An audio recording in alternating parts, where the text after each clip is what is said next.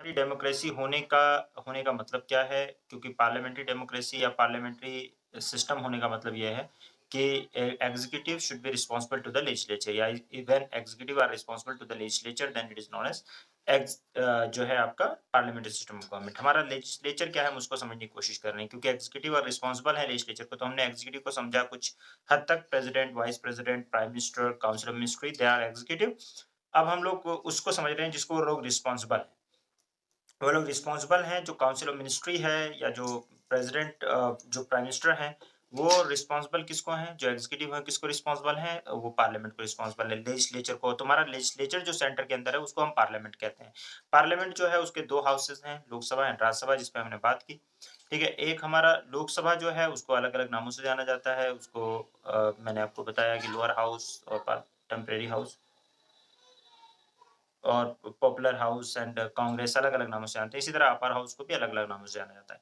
आज हम उस पे आगे प्रोसीड करेंगे कि कैसे क्या होता है और कोई एमपी जो है उसकी क्वालिफिकेशन क्या है, डिस्क्वालिफिकेशन क्या है, कैसे क्वालि देखिए, ऐसा है, पार्लियामेंट चैप्टर खोल लिया सबने?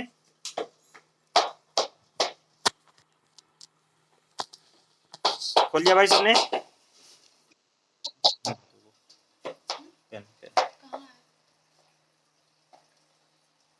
बैग में देखना ब्राउन वाला।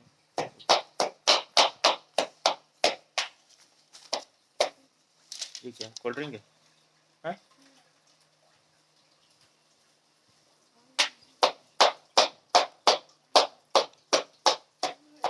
चलो ठीक है रहना। पार्लियामेंट सुनिए भाई, पार्लियामेंट जो है ये आप लोगों को एक एक लाइन इस चैप्टर की आपको पढ़नी है, ठीक है? प्लीज अटेंटिव हो जाइए। जो भी लोग हैं सब लोग अटेंटिव हो जाइए। क्या आपने ये जो मैंने पेज खोल रखा है ये आपने भी खोल लिया है? रिस्पॉन्स करिए, नहीं तो पढ़ाऊंगा नहीं।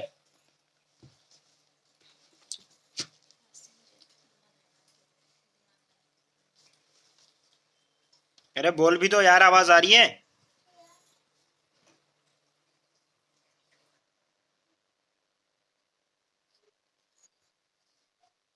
हाँ तो रिदा, रिदा, संजीता, भाई आवाज आ रही है? सबसे कम संजीता बोलती है ना, आपसे संजीता सबसे ज्यादा बोलेगी। संजीता बता दिया करो मुझे, मैं यार मैं सोचता रहता हूँ पता नहीं आवाज आ रही नहीं, कि कई बार ऐसा होता है ना, इसी सब तुम लोगों के चक्कर में, ना बोलने के चक्कर में कि नहीं बोल रहे होंगे। मैं कई बार पढ़ाता चला जाता हूँ, पढ़ाते और मुझे पता चलता है कि मैं बाहर हूँ, मैं क्लास में ही नहीं हूँ, मैं पढ़ा रहा हूँ।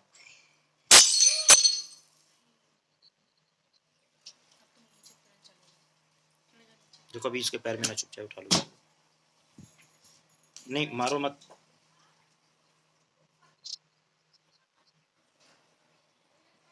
चलो, तो पार्लियामेंट जो है, यहाँ पे पहला पहला point, parliament is the legislative organ of the union government. कौन? ठीक है, यूनियन गवर्नमेंट। इट ऑक्यूपाई, देखना तुम्हारे पैर में ना चुभे। लग गया पैर में? हैं? बोल ही रहा हूँ, देखो खून निकल आया होगा।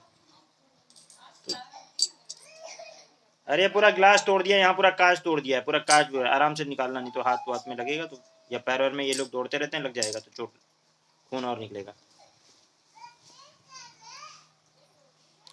The, the parliament is the legislative organ of the union government. It occupies the preeminent and the central position of Indian democratic political system due to the adaptation of the parliamentary system of government, also known as Westminster model of government. क्योंकि Westminster मैंने बताया था कि UK का जो parliament है वो Westminster में है, इसलिए हम लोगों ने क्योंकि उन्हीं का सिस्टम अडॉप्ट किया है, इसलिए ये कहा जाता है कि भैया ये वेस्टमिनिस्टर सिस्टम ऑफ गवर्नमेंट है। लेजिस्लेटिव ऑर्गन में अगर आप देखें तो प्री एमिनेंट पोजीशन किसकी है, सबसे इंपॉर्टेंट पोजीशन किसकी है? वो है पार्लियामेंट की। तो पार्लियामेंट जो है आर्टिकल में पार्ट 5 के अंदर chapter 2 legislation of organisation of the parliament. Parliament का ऑर्गेनाइजेशन क्या है, जहां बोलूंगा वहां अंडरलाइन करेंगे। ये एग्जाम में क्वेश्चन आया हुआ है और कई बार आया हुआ है, ध्यान रखें। पीसीएस के अंदर, यूपीएससी के अंदर, सब में ये क्वेश्चन, एक क्वेश्चन हमेशा पूछा गया है कि what constitute Indian parliament. Parliament को तीन मतलब तीन चीजें मिलकर बनाती हैं। लोग अक्सर पार्लियामेंट आते ही गलत कर देते हैं, ज्यादातर लोग उसको बोलते हैं कि काउंसिल ऑफ स्टेट यानी कि Rajya Sabha and house of people यानी कि लोकसभा, बस इसको बोलते हैं। ये प्रेसिडेंट साहब को भूल जाते हैं।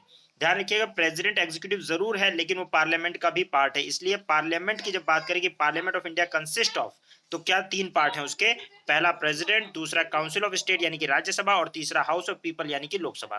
क्या आपको इतनी बात पहले समझ में आ गई या नहीं?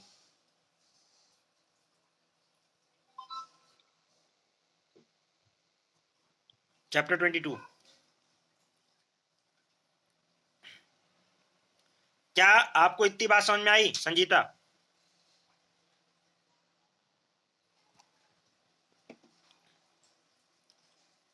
आपको रिदा? ठीक है, तो अब इसका हिंदी नाम हमने 1954 के अंदर हिंदी नाम ये भी याद रखेंगे। 1954 में ये एग्जाम में क्वेश्चन आया पीसीएस के अंदर, यूपीएससी में नहीं, पीसीएस के अंदर, कि कब हमने राज्यसभा और लोकसभा जो हिंदी नाम है ये कब अडॉप्ट किया। ये कॉन्स्टिट्यूशन में ओरिजिनली अडॉप्ट नहीं किया गया है। कॉन्स्टिट्यूशन में ओरिजिनली तो काउंसिल ऑफ स्टेट और हाउस ऑफ पीपल या इस तरह के नाम थे। ठीक है, इसका या अपर हाउस और लोअर हाउस या क्या नाम है, लेजिस्लेटिव असेंबली एंड काउंसिल, इस तरह के वर्ड्स हमेशा से रहे। ये जो लोकसभा वगैरह वाली जो बात है, दैट वाज इन 1954। लग गया हाथ में, मैंने बताया था ना कि संभाल के। 1954 के अंदर हिंदी नाम अडॉप्ट किया गया राज्यसभा, जाके देख लो कुछ लगा लो, एंड लोकसभा।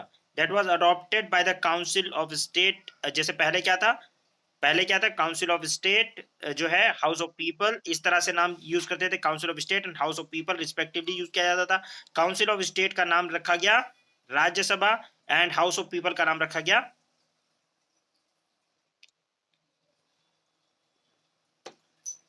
ठीक है, ये 2 बातें याद रखें। राज्यसभा जो है वो क्या है, अपर हाउस है, सेकंड चैम्बर कहते हैं इसको, हाउस ऑफ एल्डर्स भी कहते हैं। लोकसभा को लोअर हाउस कहते हैं, फर्स्ट चैम्बर कहते हैं या पॉपुलर हाउस भी कहते हैं। मैंने बता दिया आपको, ये कल ही बता दिया था।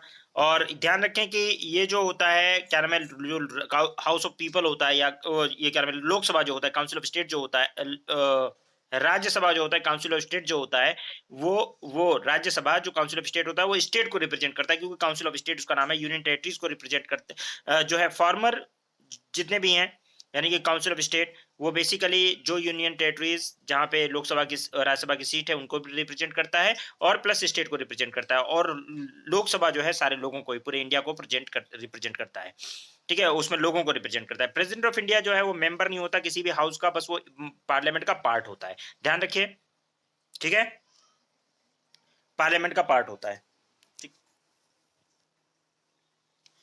पार्लियामेंट ऑफ इंडिया, जो प्रेसिडेंट ऑफ इंडिया है वो, अगर आपसे कोई पूछे क्या पार्लियामेंट ऑफ, जैसे मैंने पूछा कि पार्लियामेंट का पार्ट है, पार्लियामेंट जो है वो क्या क्या किन किन से मिलकर बनता है, तो आप बोलते हो प्रेसिडेंट, लोकसभा एंड राज्यसभा, आप यही बोलोगे। ठीक है, फिर आपको घुमाता है और क्वेश्चन पूछता है कि अच्छा भैया ये बता दो फिर, क्या वो लोकसभा का मेंबर है कि राज्यसभा का मेंबर है, आपको कंफ्यूज कर रहा है। तो ना लोकसभा का मेंबर है ना राज्यसभा का मेंबर है, वो पार्लियामेंट का इंटीग्रल पार्ट है। गेटिंग?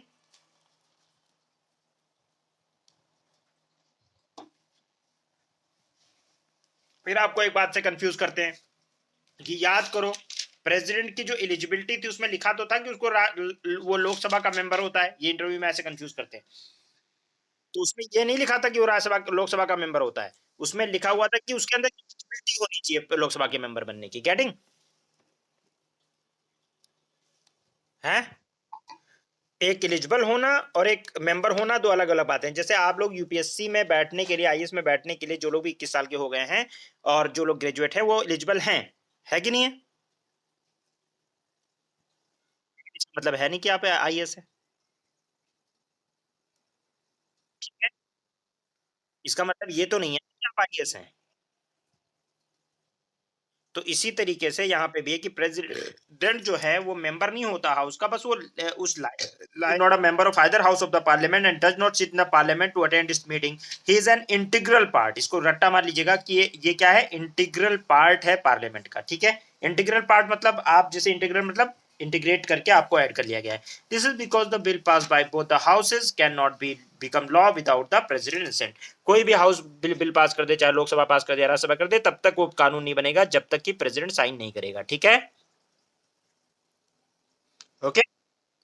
अब इसके अंदर वो बहुत सारे काम करता है प्रेसिडेंट, वो जैसे समन करता है, समन मतलब बुलाना होता है, प्रोरोग करता है, खत्म करना सेशन को, मतलब एंड करना सेशन का, डिसॉल्व करना लोकसभा को, और ऐसे जो फर्स्ट सेशन होता है उसको एड्रेस करना, ऐसे बहुत सारे काम करता है। In respect to the formers of the Indian constitution relied on the British pattern rather than American pattern.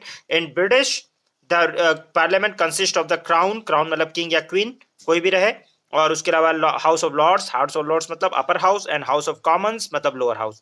Bye the contrast, यहाँ पे कंट्रास्ट क्या है कि अमेरिकन प्रेसिडेंट जो होता है, American president is not a integral part of the legislation in USA.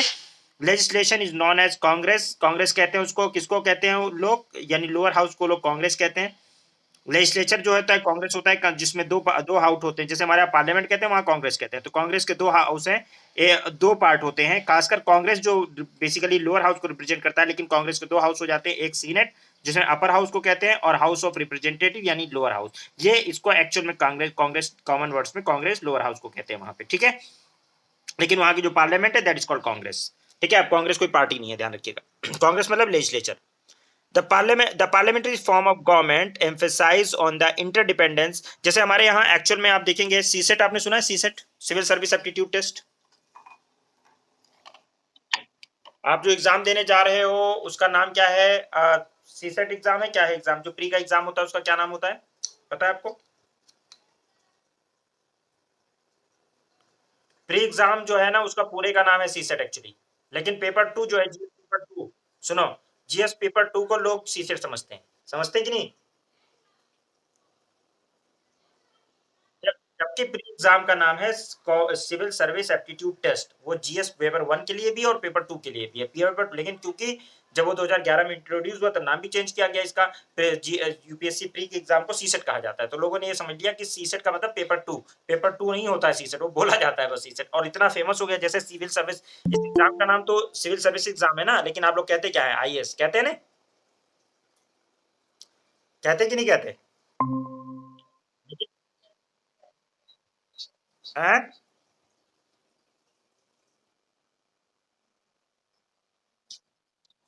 अच्छा, क्या कहा, पूछा था?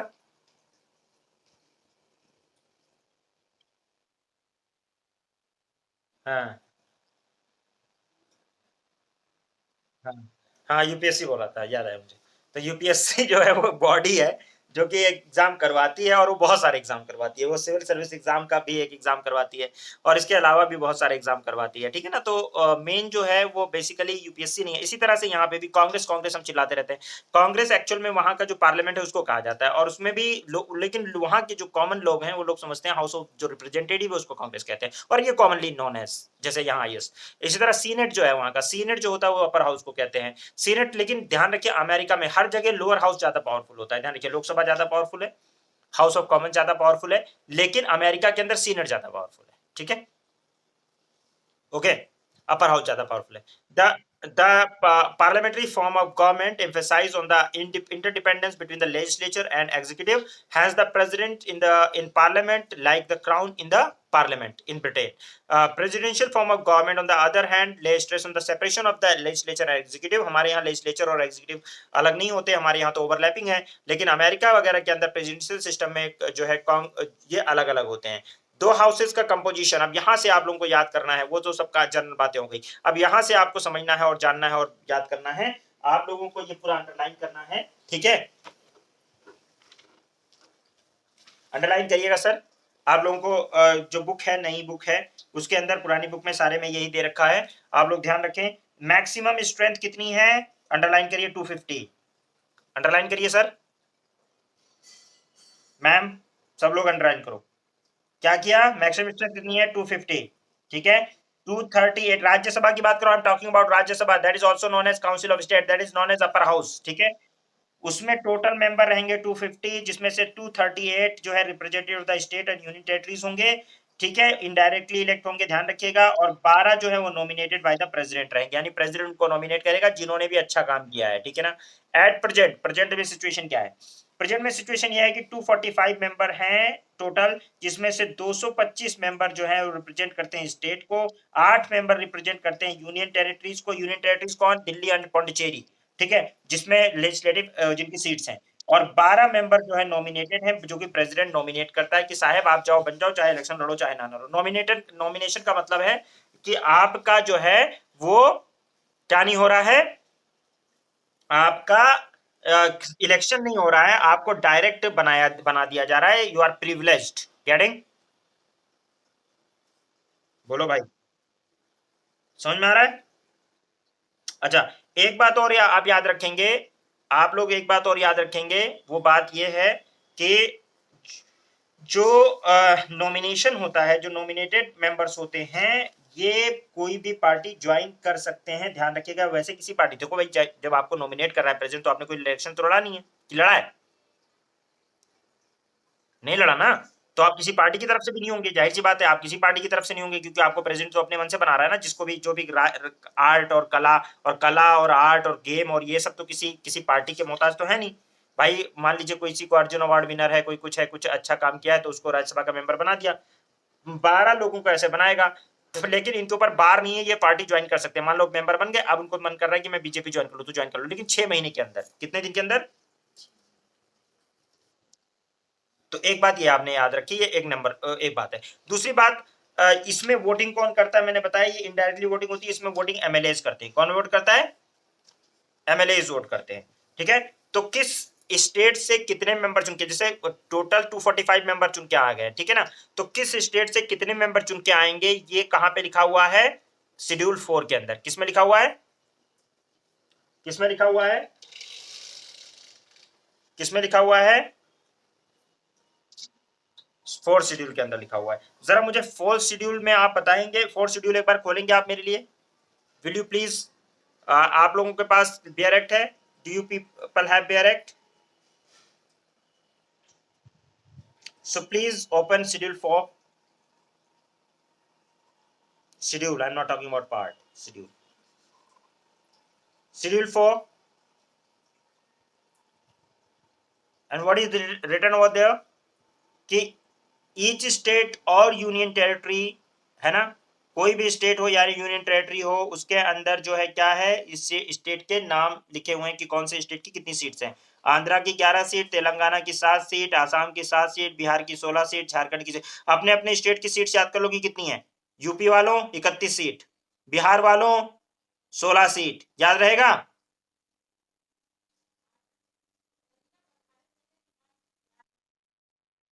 दिल्ली वालों 3 सीट, दिल्ली वालों 3 सीट, पौंडीचेरी वालों 1 सीट। ठीक है, तो ऐसे मतलब अलग अलग जगहों के अलग अलग सीट्स हैं। ठीक है, ध्यान रखिएगा, याद रखें, याद रख लेंगे, अपने अपने स्टेट की याद रखिए, बस बहुत ज्यादा याद करने की जरूरत नहीं। ठीक है, पॉपुलेशन, पॉपुलेशन ऑफ स्टेट। ठीक है, हाँ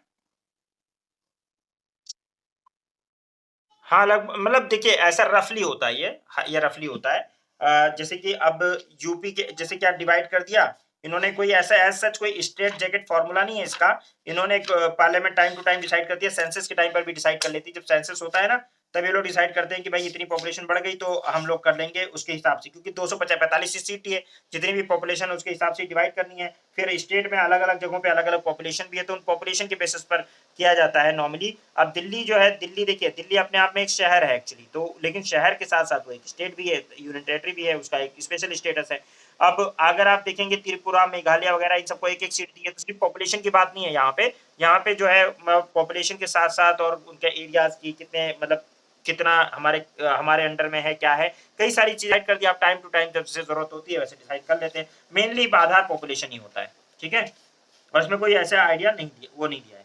और रिप्रेजेंटेशन ऑफ द स्टेट, इसमें बस आपको ये याद रख लेना है, रफली जैसे हमारे उस टाइम पे मतलब डिसाइड हुआ था ना कि 289 मेंबर होंगे, तो कौन से किससे होंगे, रफली 1 मिलियन से एक आदमी को लिया था, एक सीट ली थी, तो वो उसी टाइप से रहता है। ठीक है, रिप्रेजेंटेशन जो है ये जो है बेसिकली हमारे यहाँ जो है पॉपुलेशन का ही मेन बेसिस होता है, राज्यसभा पॉपुलेशन के बेसिस पर ही करता है। और पॉपुलेशन के बेसिस पर जो है हमारे यहाँ उत्तर प्रदेश देखें आप 31 सीट लेकर गया, क्योंकि सबसे ज्यादा पॉपुलेशन यूपी की है, लेकिन एरिया में हमारा यूपी सबसे बड़ा नहीं है सबसे बड़ा। तो फिर लेकिन आप देखें कि एरिया में सबसे बड़ा नहीं है, उसके बावजूद जो है हमारे पास सबसे ज्यादा सीट है, क्योंकि पॉपुलेशन हम लोग कम थोड़ी ना है पॉपुलेशन में। ठीक है। अच्छा, और बिहार के जो लोग हैं बेचारे, उन लोगों को 16 ही है, आधे हमारे। बेचारे नहीं, मतलब बिहार वाले सबसे ज्यादा ये सुनते हैं, पहले से भी था, लेकिन अब थोड़ा बीच में कम हो गया था ट्रेंड, लेकिन अब फिर बनने लगे। रिप्रेजेंटेशन ऑफ द स्टेट देखें फिर, रिप्रेजेंटेशन ऑफ द स्टेट, यहाँ ये जो हम बात कर रहे हैं, ये किसकी बात कर रहे हैं भैया? हम राज्यसभा की बात कर रहे हैं। Representation of the state in the Rajya Sabha are elected by the elected member of state legislative assembly. Elected member of state legislative assembly का मतलब समझ रहे हैं आप लोग? एमएलएज। कौन? इसमें भी proportional representation by means of single transferable voting, वही वाला जो सिस्टम मैंने बताया था ना, सिंगल ट्रांसफरेबल वोटिंग, आप प्रेफरेंस दे सकते हैं। इसमें the seat are allotted to the state in Rajya Sabha on the basis of population, hence the number of representative varies from state to state. For example, UP के अंदर 31 member हैं, जबकि त्रिपुरा के 1 member है। However USA के अंदर, लेकिन USA में ध्यान रखिएगा सारे स्टेट्स को बराबर रिप्रेजेंटेशन है, 2 सीट्स ईच, हर एक स्टेट की 2 सीट सीनेट के अंदर। कहां पे? यूएसए में। और इंडिया में पॉपुलेशन के बेसिस पर है, वहां पे पॉपुलेशन से कोई मतलब नहीं है, वहां पे हर स्टेट के लिए 2 सीट है, सबको इक्वल रिप्रेजेंटेशन मिला हुआ है। कहां पे? यूएसए के अंदर, सीनेट के अंदर। सीनेट जो अपर हाउस है उसमें हर स्टेट की 2 सीट्स हैं। हमारे यहाँ पे हर स्टेट की कितनी सीट्स हैं? अलग अलग, on the basis of population we decide. ठीक है, सो ओके। अब यूपी की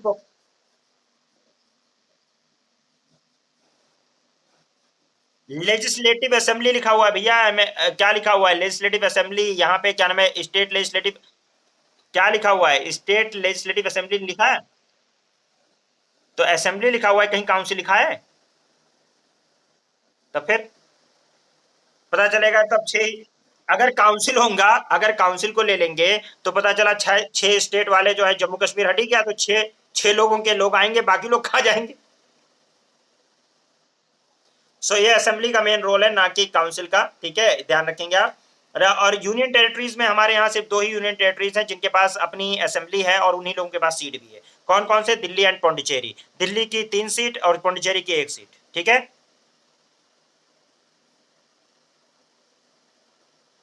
ठीक है। The representative of each union territory in the Rajya Sabha are indirectly elected by the member of the electoral college, specially constituted for the purpose। ध्यान रखिएगा, only 2 जो है, 2 ही हमारे पास ऐसे यूनियन टेरिटरीज है जिनके वो है, बस इतना याद रख के बाद बन जाएगी। उसके बाद में 12 मेंबर जो है वो कौन से आते हैं? जो जिन्होंने आर्ट्स में, अंडरलाइन कर लीजिएगा, जिन्होंने सोशल नॉलेज जिनकी अच्छी हो, स्पेशल नॉलेज हो, जिनको जिनका क्या नाम है, प्रैक्टिकल एक्सपीरियंस हो आर्ट्स में, लिटरेचर में, साइंस में, सोशल सर्विस में, या इसी तरह से कोई भी, तो इमिनेंट लोगों को इसमें रखने के लिए राज्यसभा में रखना चाहते हैं, इसलिए यहाँ पे नॉमिनेशन होता है। लेकिन अमेरिका में सीनेट में कोई नॉमिनेशन नहीं होता, सारे बंदे इलेक्टेड होते हैं, और वो भी कौन से? 2। अच्छा, आप लोगों का यूपीएससी के अंदर क्या होता है? इलेक्शन होता है, सिलेक्शन होता है? हैं? तो आ, ये मुझे बताइए, ज्यादा आसान सिलेक्शन है या इलेक्शन है?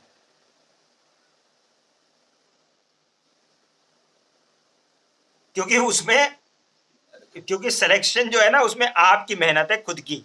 ठीक है, और सर्टेन है कि आप मेहनत करोगे, आप लगोगे, आप मतलब ईमानदारी से मेहनत करोगे तो हो जाएगा। सर इलेक्शन में क्या है, सबके सामने हाथ भी जोड़े रहो, पता चला हाँ भैया वोट देंगे, भैया वोट देंगे, क्योंकि आपका फ्यूचर दूसरे के हाथ में। पता चलेगा वो जाएगा वोट किसी और को देगा, 500 रुपए लेगा, दारू पिएगा और दूसरे को वोट देगा। क्या? यहाँ पे आपकी किस्मत आपके हाथ, वहां पे आपकी किस्मत जनता के हाथ। ठीक है, तो बेहतर क्या है? किसी ने एक बात बड़ी अच्छी कही थी, किसी ने एक बात बहुत अच्छी कही थी, पता है क्या? किसी ने कहा था पढ़ना भी एक लग्जरी है।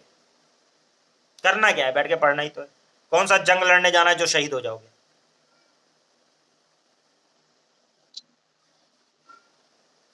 तो मैं अपने आप को महान कह लूं? क्या हुआ? तो मैं वही तो कह रहा हूँ, तो मैं अपने आप को महान कह लूं? तो मैं ऐसे ही कुछ बातें कहता हूँ, मैं कहता हूँ किसी ने कही थी, क्योंकि मैं अपने आप को महान नहीं कहना चाहता हूँ। मैं ही बोल, चलो ठीक है। वेल, चलिए आगे। तो इसमें क्या हो गया कि नॉमिनेटेड मेंबर जो है वो लोग मतलब 12 लोगों को नॉमिनेट करता है और इस तरीके से ये पूरा बन जाता है। कंपोजिशन ऑफ लोकसभा क्या है भाई? 552 मेंबर हैं, जिसमें से 552 ही तो है लोकसभा में, हैं?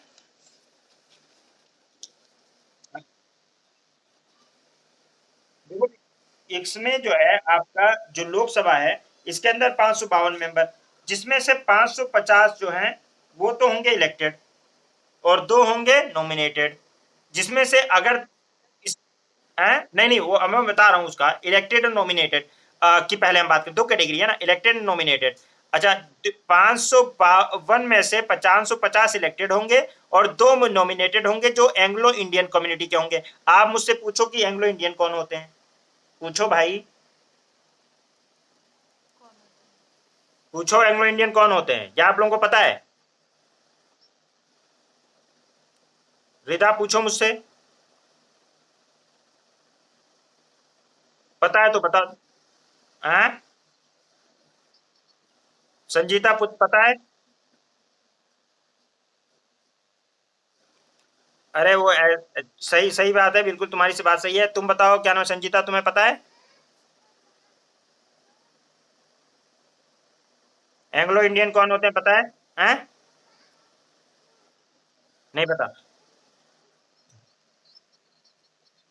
नहीं तो वो ना देखें, कोई बात नहीं। मुझे सिर्फ ये बताओ कि चलो हाँ, रेफरेंस में भी दे रखा है क्या?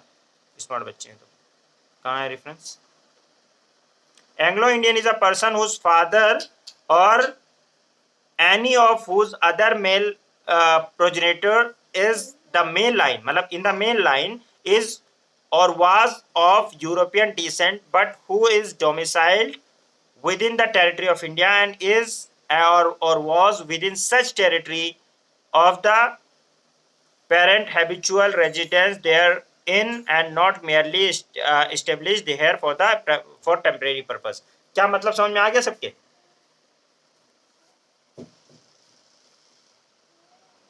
जिसके, आपने कहा जिसके फादर, क्या कहा भाई? जिसके फादर की लाइनेज जो है, यानी कि मेल लाइनेज जो है वो यूरोपियन हो, इंडियन ना हो, लेकिन माँ इंडियन हो। बहुत सारे लोग जो अंग्रेज आए थे उन्होंने इंडियन से भी तो शादी कर ली थी, तो उनके जो बच्चे पैदा हुए वो लोग कौन हुए? वो लोग कौन है? वो लोग एंग्लो इंडियन है। देखो देखो देखो, उनको एंग्लो इंडियन कहा जाता है और वो एक माइनॉरिटी कम्युनिटी है, क्योंकि भाई उनके लोग तो ज्यादा हो नहीं पाएंगे, तो एक माइनॉरिटी कम्युनिटी है, लेकिन उनके भी राइट्स की बात करनी है। तो यहाँ पे एंग्लो इंडियन कम्युनिटी के 2 लोगों को रिप्रेजेंटेशन देने की बात की गई थी। और मेरी एक फ्रेंड है, आप लोगों को मैंने बताया होगा, रिनी विंसेंट हेमू, वो एंग्लो इंडियन है। मोनी, रिनी जो है ना वो एंग्लो इंडियन है, मैंने तुम्हें बताया था ना। उसका नाम है रिनी विंसेंट हेमू, वो एंग्लो इंडियन। ठीक है, तो एट प्रेजेंट, ठीक है, the Lok Sabha has 545 members of, उसमें से 545 मेंबर हैं, जिसमें से 530 तो स्टेट को रिप्रेजेंट करते हैं। स्टेट का मतलब स्टेट की सीट्स होती हैं, जैसे यूपी, बिहार, एमपी, इनकी सबकी सीट्स होती हैं। यूपी की कितनी सीट्स हैं लोकसभा की? राज्यसभा की तो पता चल के 31 है। यूपी की कितनी सीट्स हैं लोकसभा की? ईजान का वीडियो नहीं देखा तुम लोगों ने ना? ईजान ने बताया है कितनी सीट्स हैं।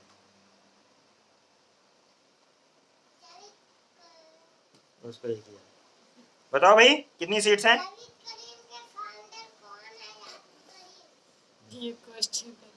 बताओ, नहीं बताओगे?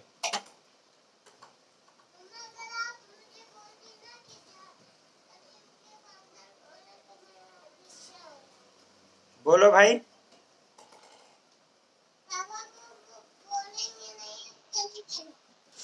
तुम लोग यार ईजान की वीडियो देख लिया करो। ठीक है, यूजान की वीडियो देख लिया करो, उसमें मैंने यही जो अभी वीडियो भेजा था ना, इससे पहले वाली जो वीडियो थी उसमें मैंने बताया था कि यूपी की कितनी सीट्स हैं, ठीक है, एमपी सीट्स बताया था ना। और ईजान ने बोला था कितनी सीट्स बताई थी बेटा, 80 सीट्स बताई थी, कितनी सीट्स बताई थी, देखो वो बता तो रहा है 80 सीट्स बताया तो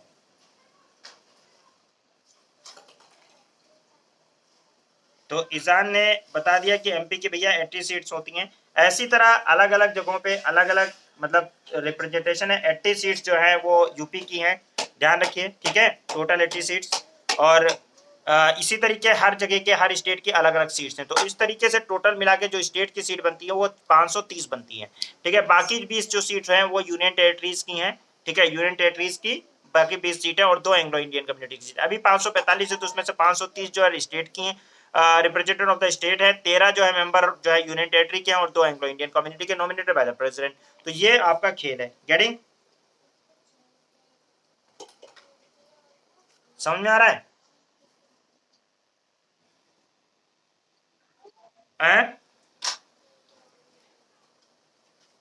कितना क्या दिखा रहे हैं? यूनियन 19 मेंबर इस वक्त हैं आपकी बुक में। हाँ तो मान लो यार, क्या दिक्कत है, अभी इस वक्त है, इस वक्त करंट देख लो कि जितने भी हैं। आप लोगों के 19 दिखा रहे हैं, उसमें 13 थे हमारी किताब जब छपी थी, तो हम क्या करें? नहीं नहीं बता दो क्या करें, बताओ। और 524 जो है वो क्या नाम है उसके, स्टेट के रिप्रेजेंटेटिव थे, 19 यूनियन टेरिटरी के थे, 2 एंग्लो इंडियन हो गया। अभी एक दो मर गए होंगे तो वो भी चेंज हो गया होगा।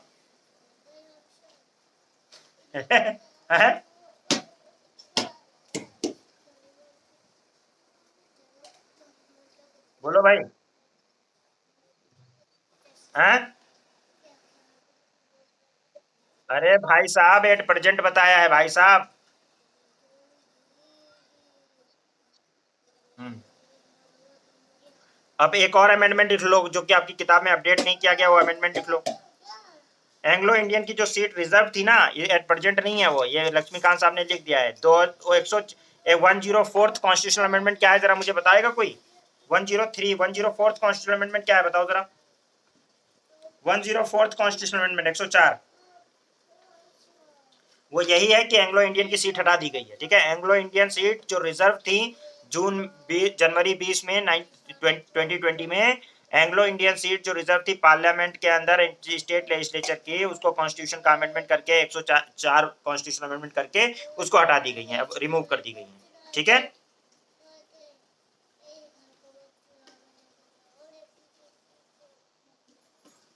ठीक है, क्लियर?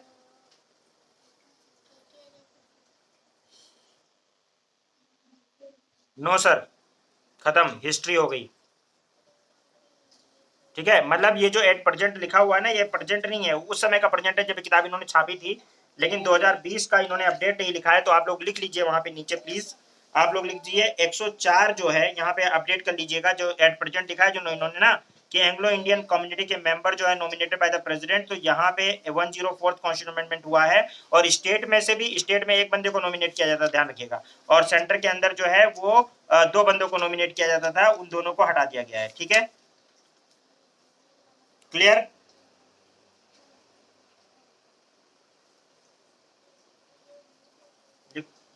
हो गया, समझ में आया? एक बार सर्च कर लीजिए भैया 104th कॉन्स्टिट्यूशन अमेंडमेंट क्या है। एबॉलिश कर दी गई है, ठीक है, एंग्लो इंडियन सीट एबॉलिश कर दी गई है, अब एंग्लो इंडियन नहीं है। पुरानी किताब जो छपी हुई है, यानी ये पहले की किताब की छपी हुई है, जिसमें लिखा हुआ है कि 2 बंदे एंग्लो इंडियन कम्युनिटी के नॉमिनेट किए जाएंगे प्रेसिडेंट के द्वारा। लेकिन अब जो है नॉमिनेशन ऑप्शन की ऐसी की तैसी हो गई, कहानी हो गई खत्म, ठीक है। अब कोई भी बंदा जो है वो एंग्लो इंडियन कम्युनिटी का नहीं लिया जाएगा पार्लियामेंट के अंदर, वो कहानी खत्म हो गई। उसको 19 देखो वो शुरुआत हुई थी, वो कहानी जो थी वो शुरू हुई थी 1952 से, और 2020 में जाके खत्म हो गई कहानी, ठीक है। लोअर हाउस में पार्लियामेंट के अंदर एंग्लो इंडियन कम्युनिटी के 2 सीट थी, उनको भी अबलिश कर दिया गया, और स्टेट लेजिस्लेचर के अंदर जो है एक सीट हुआ करती थी, उसको भी अबॉलिश कर दिया गया है, और ये डिसकंटिन्यू किया गया है। ये 126 कॉन्स्टिट्यूशनल अमेंडमेंट बिल था, और 104th कॉन्स्टिट्यूशनल अमेंडमेंट एक्ट 2019 के अंदर ये पास हुआ था, और उसके बाद में इसको 2000 मतलब 20 से 2020 से कहानी खत्म, ठीक है। बात समझ में आ गई कि नहीं आई? जनवरी इन्होंने कहा था जनवरी 2020 से डिसकंटिन्यू कर देंगे, तो एंग्लो इंडियन वाली सीट नहीं है। अब आपसे क्वेश्चन आए तो 104th कॉन्स्टिट्यूशनल अमेंडमेंट याद रखिएगा, ओके।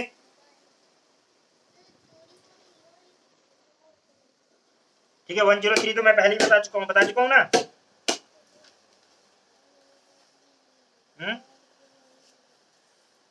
बोलो भाई।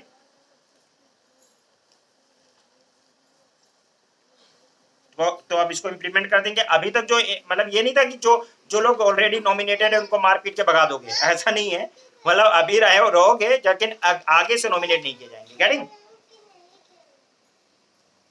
मतलब अब प्रोविजन, क्योंकि हमारा लॉ जो होता है वो प्रोस्पेक्टिव होता है, यानी आज जो बना है वो आगे लागू होगा। तो अभी तक जो ठीक है, आगे से क्या होगा, नॉमिनेट नहीं किए जाएंगे। गेटिंग?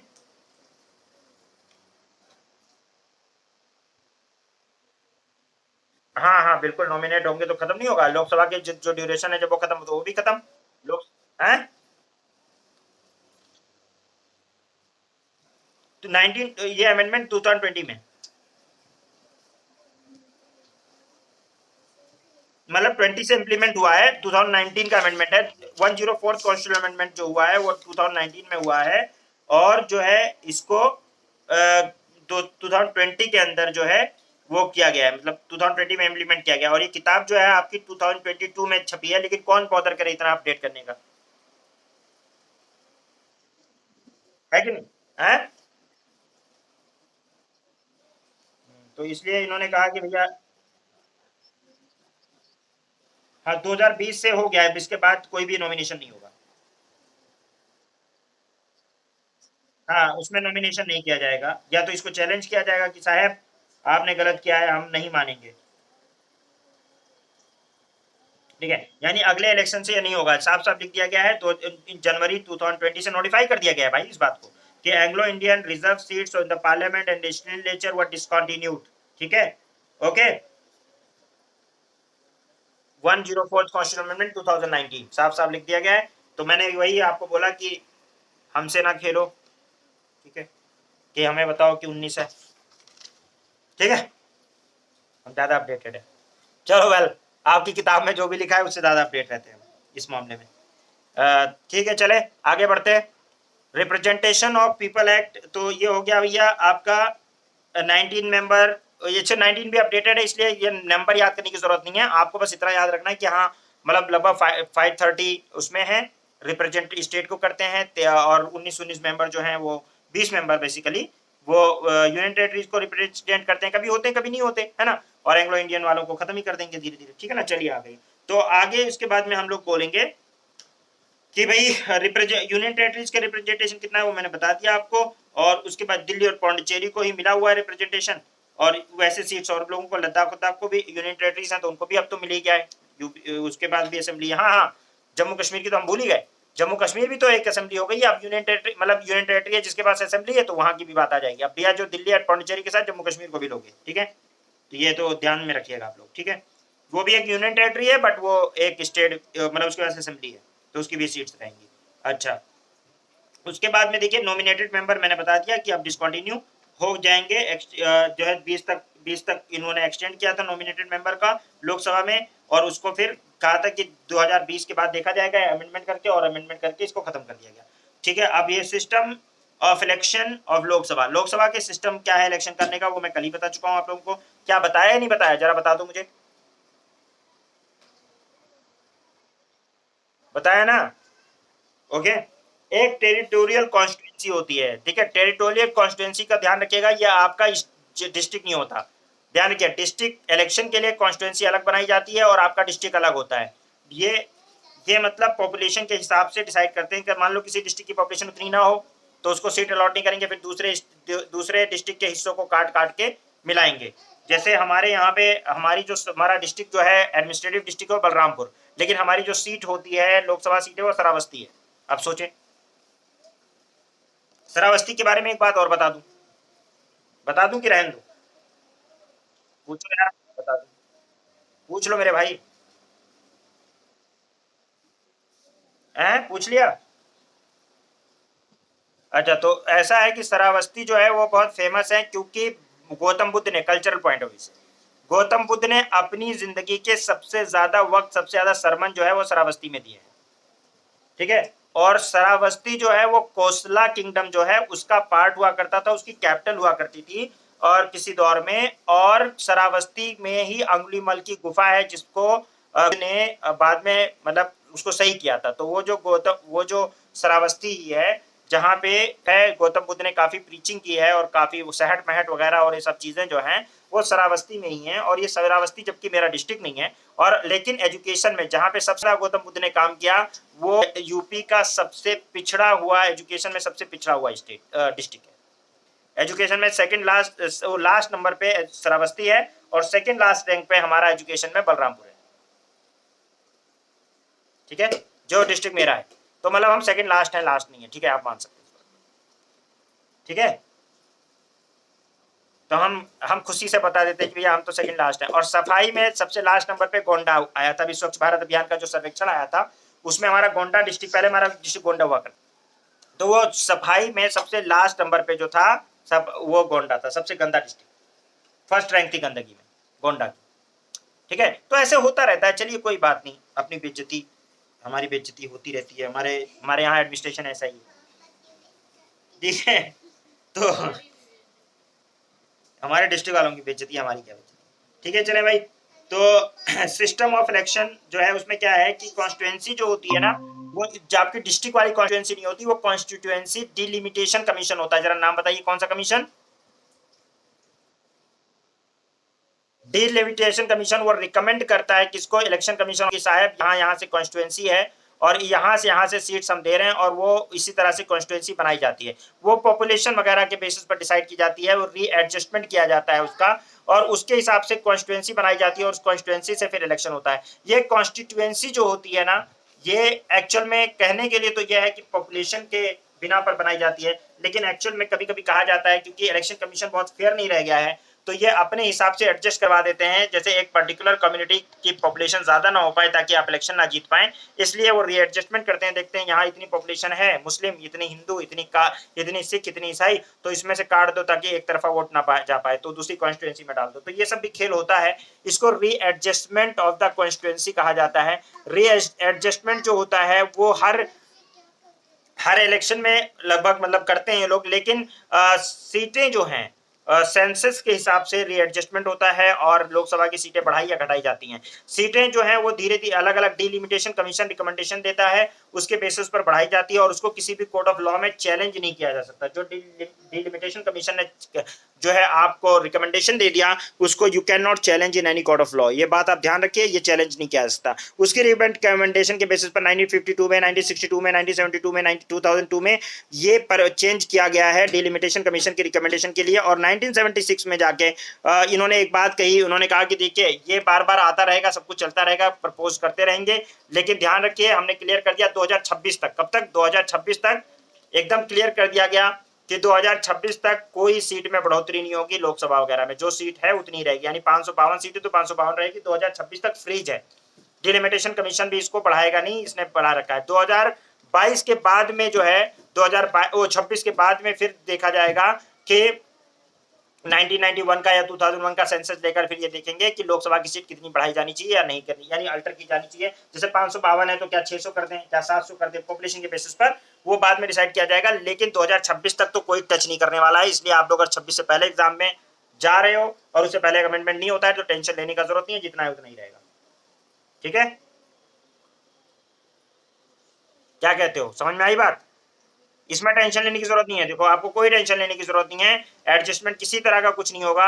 ये बैन लगा हुआ है, इन्होंने बता दिया है कि भैया देखिए 2000 से लेकर 2025 तक, 2000 से लेकर 2025 यानी 25 सालों तक कोई चेंज नहीं होगा। 2026 के बाद देखा जाएगा, अमेंडमेंट किया जाएगा और उसमें देखा जाएगा कि कितनी जो है क्या नाम है, सीट बढ़ाई जानी चाहिए या नहीं। बाकी एडजस्टमेंट रीएडजस्टमेंट होता रहेगा, जैसे स्टेट का कॉन्स्टिट्यूंसी बदलनी है, स्टेट के अंदर इधर से उधर कॉन्स्टिट्यूंसी बनानी है तो बना सकते हैं। उसके अलावा एससी एसटी की सीट रिजर्व करने की भी बात की गई है, और सेंसस के बेसिस पर ये कहा गया है कि भाई देखो हमेशा वो डिपेंड करता है कि सबको सारी कम्युनिटीज को रिप्रेजेंटेशन मिले।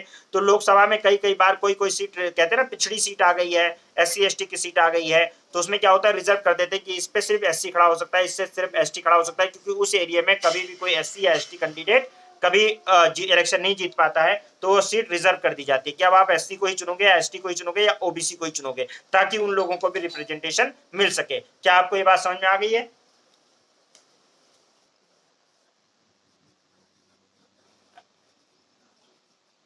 नहीं नहीं, बिना इलेक्शन के, देखिए बिना इलेक्शन के कोई हमारे यहाँ प्रोविजन है नहीं, सिवाय नॉमिनेशन के। नॉमिनेशन भी था, वो भी एंग्लो इंडियन का था। लोकसभा की बात कर रहा हूँ, टॉकिंग अबाउट लोकसभा।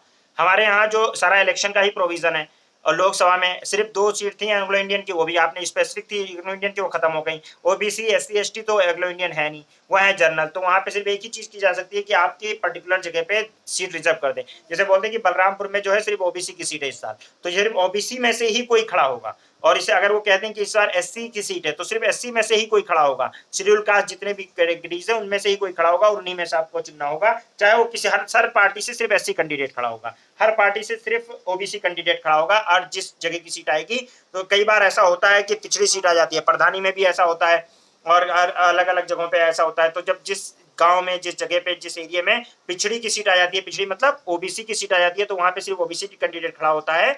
और इसी तरह से बहुत सारे बाहुबली लोग अपना कैंडिडेट, अपना वो कहते नहीं है कि मेरा जो है वो है, मेरा जो वो है क्या नाम है, चट्टा पट्टा आदमी है, उसको खड़ा कर देते हैं। गेटिंग? एक्चुअल में इलेक्शन में बैकअप किसका होता है? बैकिंग जो होती है वो उसी की होती है, बाहुबली की, जो खड़ा हो रहा था। लेकिन क्योंकि ओबीसी सीट है या एससी एसटी की सीट है, तो वहां पे वो खड़ा खुद तो नहीं हो सकता, तो अपने किसी चट्टे पट्टे को, अपने चमचे को खड़ा कर देता है। गेटिंग? और सपोर्ट में सब जानते हैं, गांव वाले सब जानते हैं कि भैया ये तो वही इलेक्शन लड़ रहा है, तो वो चाहे सामने कोई भी खड़ा हो, कुत्ता बिल्ली भी खड़ा करते हो तो वो जीत जाएगा। गेटिंग?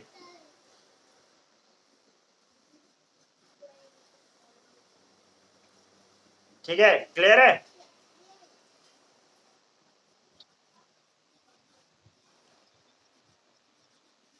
देखो, you have to understand both the thing. देखिए, first of all you must know the law, कि व्हाट इज द लॉ। तो लॉ क्या है वो भी मैं बता रहा हूँ, and I am telling you that practical situation as well. Because देखिए, लॉ जो होता है वो आपको जानना है, और आपको इम्प्लीमेंट एक्चुअल में लॉ करना है। और ध्यान रखिएगा, यूपीएससी के एथिक्स है, जो मैंने आपको एथिक्स में पढ़ाया भी होगा, जिन बच्चों ने एथिक्स पढ़ा है वो लोग ध्यान रखें, और जिन्होंने एथिक्स नहीं पढ़ा है वो लोग वैसे जान लें कि जो आपका प्रोफेशनल एथिक्स है उसमें यह है कि आप लॉ के खिलाफ कुछ नहीं कर सकते। आप जो भी करोगे लॉ के दायरे में रहकर करोगे। यूपीएससी में आप ऑन पेपर कोई गलती नहीं कर सकते, आप पेपर में कमजोर नहीं हो सकते, आप जो है प्रैक्टिकली कुछ भी ना हो, एक रोड ना बनी हो, पेपर में रोड बनी होनी चाहिए। ठीक है? और सारे ऑथेंटिक सिग्नेचर होनी चाहिए उसमें। ठीक है? आप बोलोगे साहब जो सर्वे करने गया था, ठीक है, सर्वे करने की जिम्मेदारी होगी किसी लेखपाल की, होगी किसी जो जीएई की होगी, उसकी कामों की 75%, उसने साइन कर दिया कि भैया मैंने बनवा दिया है, उसका सुपरवाइजर उसके एई ने साइन कर दिया, उसके एक्शन ने साइन कर दिया, फिर आपको क्या टेंशन है? आपका कोई क्वेश्चन नहीं पूछ रहा, आप पेपर आपके मजबूत है ना, आप बोलो कि क्या है, मैं हर जगह वो इंस्पेक्शन करने तो नहीं जाऊंगा ना, कि मतलब ये है। लेकिन ठीक है, तो आप नहीं पकड़े जाओगे, उसमें पकड़े जाएंगे, कार्रवाई आप करोगे उनके ऊपर, कि कहीं मान लो बाई चांस पकड़े गए, तो आप कार्रवाई किनके ऊपर करोगे? जिन लोगों ने ग्राउंड लेवल पे चेक किया। तो बेसिकली आपको ये याद रखना है कि कानून में आप मजबूत हो गए, पेपर आपके मजबूत है तो समझ लो आप मजबूत हो। पेपर आपके मजबूत नहीं है, कानून में आप मजबूत नहीं हो, तो फिर आप नहीं है। तो पेपर देखो, कोई भी कितना भी आपका सगा हो, ध्यान रखिए, एडमिनिस्ट्रेशन के अंदर कोई कितना भी सगा हो, या आप किसी के कितने सगे हो जाओ, आप कानून के खिलाफ काम नहीं कर सकते। आउट ऑफ ट्रैक जाके आप काम करो, लेकिन ऑन पेपर आपका ये दिखना चाहिए कि आप कॉन्स्टिट्यूशन, कानून से बंधे हुए और कानून के हिसाब से ही काम कर रहे हो। गेटिंग?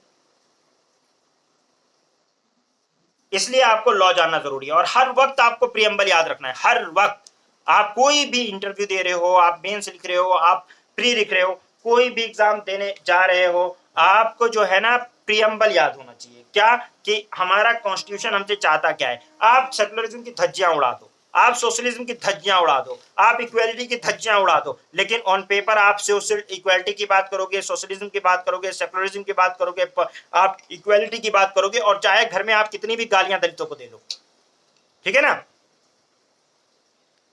या ओबीसी को दे लो, या किसी और कास्ट को दे लो या रिलीजन को दे लो, आपकी मर्जी, आपको जो करना है करो अंदर, लेकिन on paper, on stage, on in interview आपको हमेशा इक्वालिटी, फेटर्निटी, क्या नाम है, justice, social, economic, political, practice, यही बात करनी है। तो आपको पता तो होना चाहिए मुझे बात क्या करनी है, काम क्या करना है, वो दैट इज अनदर थिंग, बात क्या करनी है that you must no, and this is the law, that's why you must understand the law, कि लॉ ये है। बाकी प्रैक्टिकली क्या हो रहा है वो आप अपने आप जाके सब सीख लोगे, देख लोगे कि प्रैक्टिकली ये चीजें होती हैं, बट सब लोग लॉ के दायरे में अपने आप को बांधा हुआ दिखाते हैं। एक्चुअल में लॉ, वो कहते नहीं है लॉ जो होता है वो सिर्फ गरीबों के लिए होता है, अमीरों के लिए कोई लॉ नहीं है, और ये बात बहुत हद तक सही है। लेकिन लेकिन कभी कभी ऊंट पहाड़ के नीचे भी आ जाता है, लेकिन लॉ का कोई खास वो नहीं है, लेकिन लॉ सबको जानना जरूरी है, क्योंकि एक्चुअल में आदमी by end of the day दिखाता क्या है कि वो लॉ में है। अब जैसे देखें, बीजेपी सबको पता है सेकुलर नहीं है, एवरीवन नोज कि BJP is not a secular party. कोई ऐसा कह सकता है कि बीजेपी सेकुलर पार्टी है? हर कोई, चाहे वो बीजेपी का हो चाहे नॉन बीजेपी का बंदा हो, वो कहेगा बीजेपी हिंदू माइंड की पार्टी है, एक कम्युनिस्ट कम्युनल पार्टी है, that is not a secular. लेकिन इंडिया का जो रिप्रेजेंटेशन ऑफ पीपल एक्ट 1951 है, उसके तहत अगर रजिस्ट्रेशन कराना है अगर किसी को, या रिप्रेजेंटेशन ऑफ पीपल एक्ट के अंदर अगर आपको as a party, political party registered होना है, तो आपको सेकुलर के लिए आपको ओथ लेनी पड़ेगी कि हम सेकुलर पार्टी हैं, और आपको साइन करना पड़ेगा और अपने आप को सेकुलर घोषित करना पड़ेगा। उसने ऑन पेपर अपने आप को सेकुलर घोषित कर रखा है। आरएसएस ने अपने आप को ऑन पेपर या ऑन रिकॉर्ड सेकुलर घोषित नहीं किया है, इसलिए आरएसएस डायरेक्ट इलेक्शन नहीं लड़ पाती है। उसने अपने एक पार्टी बनाई जिसका नाम है बीजेपी, और बीजेपी अपने आप को घोषित किया कि हम सेकुलर हैं, और बिकॉज कॉन्स्टिट्यूशन इंडिया का कॉन्स्टिट्यूशन सेकुलर है, और वो कहता है कि जब तक कि आप सेकुलर नहीं है तब तक आप पॉलिटिकल पार्टी रजिस्टर नहीं हो सकते। तो उसने अपने आप को ऑन पेपर क्या घोषित कर दिया, सेकुलर। लेकिन काम आपको देख रहे हैं आप क्या करते हैं, सारे के सारे कम्युनल काम करते हैं कि नहीं करते? ना कहा जाए तो 90% तो करते ही हैं। तो ये बातें सारी आप ध्यान रखें कि ऑन पेपर क्या होना चाहिए, तो ये सारी बातें। तो आप यहाँ पे आ रहे हैं कि आपने ये देख लिया कि reservation of seat SC ST की भी हो जाती है स्टेट के अंदर, क्योंकि हमें आगे बढ़ाना है उनको भी ऑन द बेसिस ऑफ जो है सेंसस किया जाता है। Proportion representation is not adopted in this, जहां पे first pass the post system है। ये जो सिस्टम होता है इसमें वोटिंग का जो सिस्टम होता है लोकसभा के अंदर, first pass the post system है। फर्स्ट पास द पोस्ट, रट्टा मारिएगा कौन सा सिस्टम है, फर्स्ट पास्ट द पोस्ट। क्या है? First pass the post system क्या होता है? First pass the post system में ये होता है कि ये, इसमें क्या होता है, इसमें ट्रांसफरेबल वोटिंग नहीं होती, जिसको आप वोट करते हो बस उसी को वोट किया जाता है। तो हमारे यहाँ first pass the post system रखा गया, हमारे यहाँ जो है वो सिस्टम अडॉप्ट नहीं किया गया प्रपोर्शन रिप्रेजेंटेशन वगैरह वाला। और इसमें मतलब लोकसभा में first pass the post system जो है, उसमें क्या होता है कि आप अपने बंदे को वोट करोगे और जिसके मैक्सिमम ज्यादा वोट हो जाएंगे, यानी एक वोट भी ज्यादा हो गया तो वो जीत जाएगा। तो इसलिए आप एक चीज और समझेंगे कि यहाँ पे जो है रिप्रेजेंटेशन, ये क्या भेजा है सामान, क्या है ये, व्हाट इज दिस?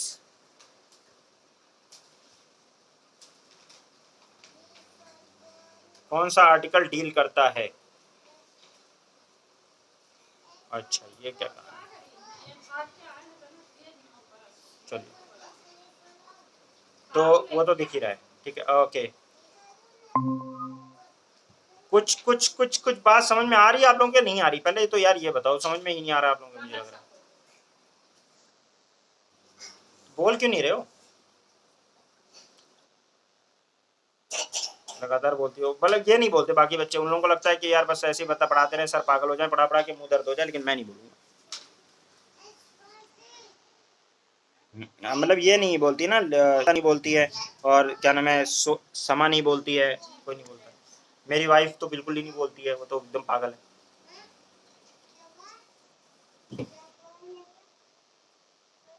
हाँ क्या? बोलने का मौका दे, पूछता रहता हूँ, तो अब मैं ही बोलने का मौका दे दूंगा तो पढ़ाएगा कौन? मैं मौका देता हूँ तो बोलते नहीं हूँ। चलो वेल ठीक है, हम लोग पहुंच, आप रिप्रेजेंटेशन ऑफ द, देखो तो यहाँ पे मैंने आपको बता दिया कि हमारे यहाँ पे जो है first pass the post system है, वहां पे आप लोग पहुंच जाइए। हमारे यहाँ first pass the post system है, और first pass the post system का मतलब क्या होता है, मैंने क्या बताया आप लोगों को? इसका मतलब ये है कि भैया हमारे यहाँ जो है हमारे यहाँ जो मतलब बंदा है, कैंडिडेट खड़े होंगे किसी भी पार्टी से, जैसे बीजेपी है, जैसे कांग्रेस है, जैसे आप है, ये लोग खड़े होंगे, सब अपनी अपनी पार्टी के कैंडिडेट को खड़े करेंगे। आप लोग जाएंगे बैलेट बटन पे, जो आपका पसंदीदा उम्मीदवार है, 18 साल से ऊपर के हैं, आप अपना कार्ड वार्ड लेकर जाएंगे। आपको, मेरी वाइफ को एक बार गल चली गई थी इलेक्शन में वोट डालने, पता चला इनको भगा दिया होगा। उनको बोला कि तुम अभी 18 साल की नहीं हुई, मतलब शादी से पहले गई थी वोट डालने, उनको बोला कि तुम 18 साल की नहीं, चलो भागो, और भगा दिया। और जबकि कार्ड वार्ड सब बना था, वोटर आईडी कार्ड नहीं वोट डालने दिया। ठीक है, तो अगर कोई 18 साल से ऊपर का बंदा है, वैसे ऑन पेपर अगर है तो उसको डालने के लिए अलाउड किया जाएगा, कोई ऐसा नहीं है उसको नहीं दिया होगा, क्योंकि ज्यादा ही छोटी लग रही होगी। लेकिन 18 साल का कोई बंदा हो तो उसको आप वोट डालने के लिए आप रोक नहीं सकते, आपको क्या नाम है वोट डालने दिया जाएगा। अदरवाइज, अच्छा अगर मान लीजिए नदीम गया वोट डालने, नदीम तुम 18 साल के हो?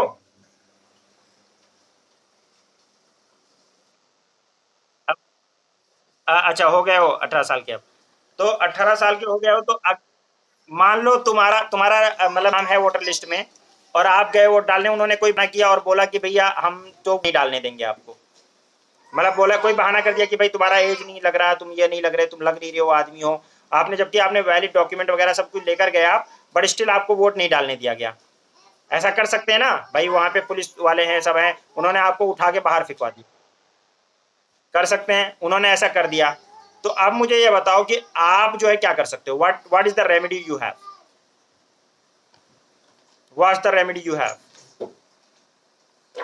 क्या कर सकते हो? कोर्ट जा सकते हो, तो कोर्ट जाकर क्या कहोगे कि मुझे वोट नहीं डालने। अब मान लीजिए आपका आपका जो है, आपका जो जिस कैंडिडेट को आपको वोट करना था वो जीत गया, फिर भी वो जीत गया, आपने वोट नहीं दिया फिर भी वो जीत गया, आप बताइए।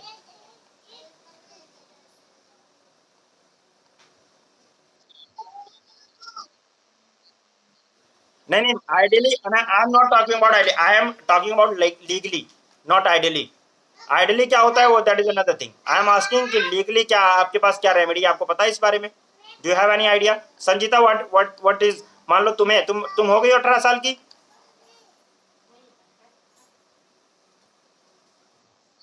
अच्छा तो चलो 18 साल की हो गई, चलो बढ़िया है। सब लोग 18 साल से ऊपर के हैं ना मेरे पास, अडल्ट हैं सब, हैं? तुम 16 साल की हो, कौन कौन 16 साल की, रीता? रीता कह रही है? हाँ ठीक है, तुम्हें मैं मान भी लेता हूँ, चलो। तो चलो एक ही नाबालिग बच्ची है हमारे पास, बस बाकी सब लोग बालिग ठीक है, तो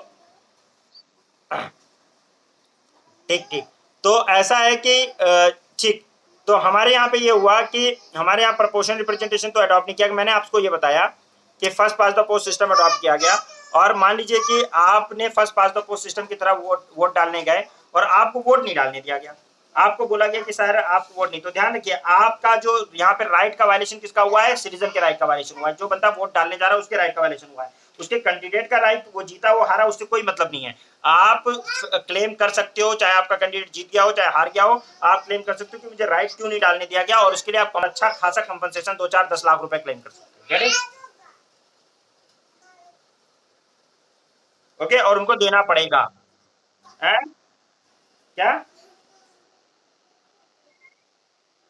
नहीं नहीं नहीं नहीं नहीं, आप क्लेम करोगे गवर्नमेंट देगी आपको, क्योंकि गवर्नमेंट की मशीनरी ने आपको वोट नहीं डालने दिया गया ना, तो कंपनसेशन गवर्नमेंट देगी।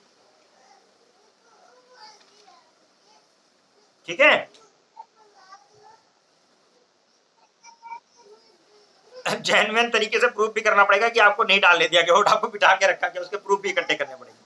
वेल मतलब मैं बता रहा हूँ कि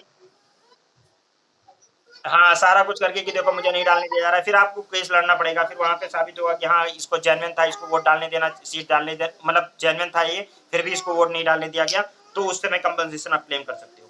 ठीक है, ध्यान रखिएगा। तो हमारे यहाँ इस तरीके से मतलब राइट्स की बहुत सारी बातें हैं, बट लोग अवेयर नहीं है अपने राइट्स के बारे में, दैट्स वाई लोगों को मतलब अब जिसको वोट नहीं डालने दिया गया, जैसे मान लो इनको कैंडिडेट को वोट नहीं डालने दिया गया, हमारी वाइफ को वोट नहीं डालने दिया गया था, अब उस समय ये मुझे बता देती उसी टाइम, तो शायद मैं केस करवा देता और 2 4 लाख रुपए ले लेता, 5 लाख तो ले ही लेता।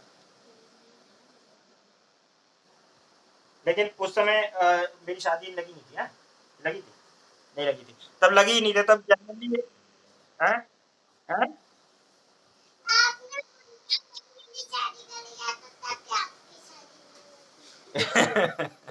ये भी बता रहे, ठीक है, चुप रहो चुप रहो, ठीक है। तो तो कुल मिलाकर ये हो गया भैया कि ऐसा है कि आपको ये बात समझ में आ गई। आप अपने कैंडिडेट, अब आपने वोट करा और आपने मतलब ये 10 कैंडिडेट खड़े हुए हैं, इस बात को थोड़ा सा समझिएगा कि आप लोगों को यहाँ पे first pass the post system में समझा दे रहा हूँ क्या हो रहा है, फिर आपको समझ में आ जाएगा कि ये क्या खेल है। ठीक है, देखें, आप लोगों को मैंने पहले भी थोड़ा बहुत बताया है, फिर देखें। कैंडिडेट ए खड़ा करा, candidate A, candidate be, candidate C, candidate D. आपने देखा होगा 10 कैंडिडेट खड़े होते हैं, मान लीजिए 5 ही मान लेता हूं मैं, 5 कैंडिडेट खड़े हुए हैं। ठीक है, अब 5 कैंडिडेट खड़े हुए हैं, उसमें से जो है 50% लोग मुश्किल से वोट डालने जाते हैं हर बार। देखिए 50 से 60%, मैं मान लेता हूँ 60% लोग वोट डालने के, मैक्सिमम 60% ज्यादा लोग वोट नहीं डालने जाते। एक बंदे को इसको जो है 10% वोट मिला, इसको 10% वोट मिला, इसको 11% वोट मिला, इसको 10% वोट मिला, और इसको 10%, इसको 15% वोट मिल गया। ठीक है, लगभग इतने, मतलब 60-65%। कितने हो गए, कितने वोट हो गए भैया टोटल, कितने परसेंट हो गया?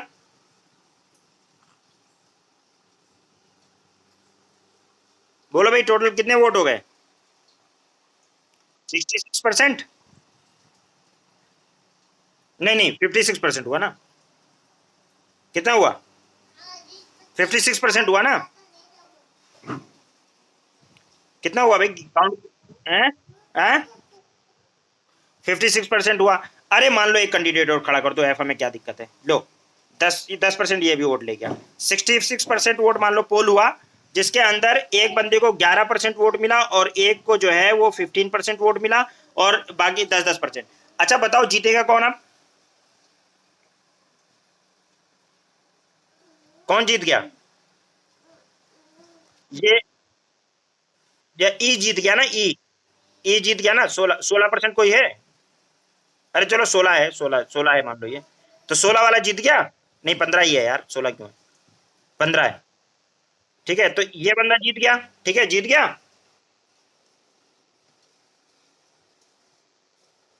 क्या, कौन बोल रहा है, कुछ बोल रहे हो क्या? देखो टोटल 66% कभी वोटिंग पड़ती नहीं है, लेकिन मान लो कि वोट कभी पड़ भी गया और उसके अंदर ऐसे हुआ 10-10% वोट ऐसे बढ़ गया, और इसको 15% वोट मिल गया, तो ये 15% वोट मिलने के बाद ये कौन हो जाएगा, जीत जाएगा। अच्छा मुझे ये बात बताओ आप, ये कितने लोगों को रिप्रेजेंट कर रहा है, कितने लोगों ने इसको वोट दिया है? बोलो भाई, कितने लोगों ने वोट दिया इसको? 15%। लेकिन ये रिप्रेजेंटेटिव कितने लोगों का माना जाएगा? 100% लोगों का। ये एमपी किसका माना जाएगा? वो जाहिल आदमी जिसको 15% जाहिलों ने चुन के एमपी बना के भेज दिया है, उसको शाहबान अली का भी एमपी माना जाएगा कि शाहबान अली इस लायक नहीं थे। शाहबान अली का इनके पूरे एरिया में सबसे काबिल बंदा, सबसे लायक बंदा जो है ये मिस्टर ई थे, जिनको क्या नाम है पार्लियामेंट में मिस्टर ई को शाहबान अली और बहुत सारे इंटेलेक्चुअल लोगों ने, क्योंकि हम भी उसी कॉन्स्टिट्यूएंसी में रहते हैं, उन्होंने इसको भेजा है, और इसको ये उनको रिप्रेजेंट कर रहा है। मतलब वो जाहिल नेता जिसको 15% लोगों ने भेजा है, वो हमारा भी रिप्रेजेंटेटिव है, और वो हमें भी रिप्रेजेंट करता है पार्लियामेंट में। Are you getting? हमारे हक की बात करता है वो पार्लियामेंट में। वो जिसको अपना कॉन्स्टिट्यूशन की एबीसीडी नहीं पता है, वो बंदा पार्लियामेंट में हमारे लिए कानून बनाएगा। जिसको ये नहीं पता कि इंडिया का कॉन्स्टिट्यूशन सेकुलर भी है, वो हमारे लिए कानून बनाए। क्या क्या?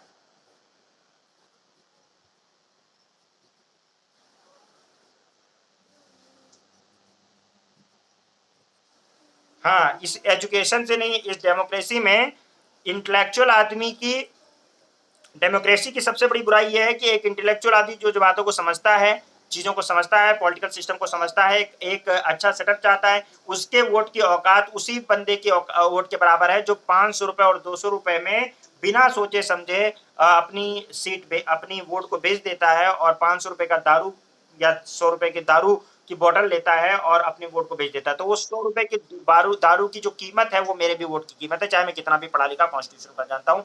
ये सबसे बड़ी कमी है डेमोक्रेसी।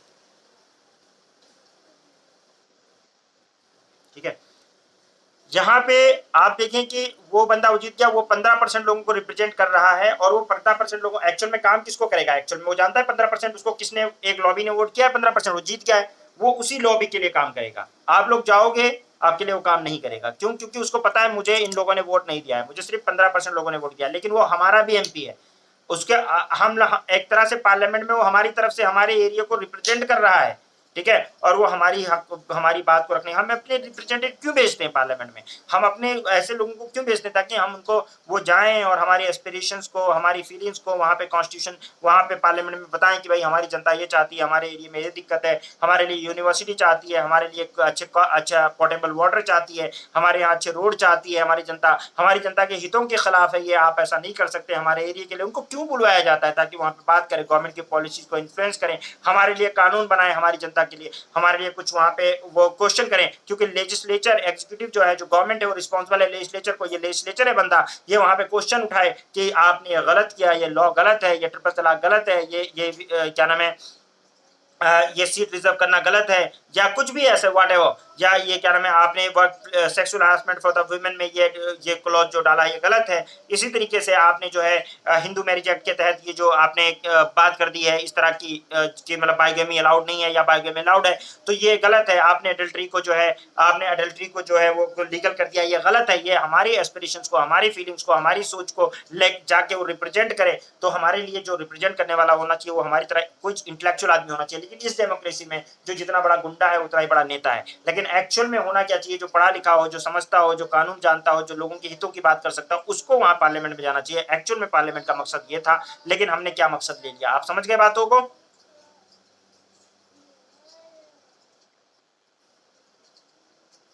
बात समझ रहे हैं आप? हाँ? नहीं, रुक जाओ, रुक जाओ, एक मिनट, एक मिनट, एक मिनट, रुक जाओ।